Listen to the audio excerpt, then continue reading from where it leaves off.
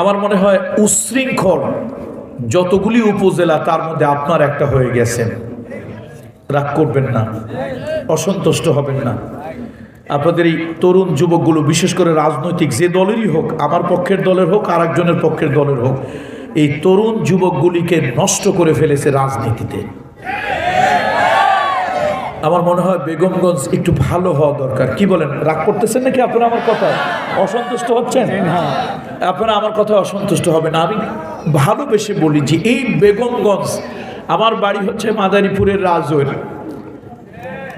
আমার নিজের উপজেলায় আমার জীবনের যত সময় কেটেছে, ছোটবেলা থেকে একটু একটু জ্ঞান হয়েছে, টেকেরহাটের মরহুম আল্লাহর ওলির সাথে আমি এসেছি। আমি দেখেছি এই অঞ্চলের মানুষ তাকে কি পরিমাণে শ্রদ্ধা ভক্তি করে। তো সেখান থেকে আসা, এরপরে আমার ছাত্র জীবন, আমি যখন তামিরুল মিল্লাত মাদ্রাসায়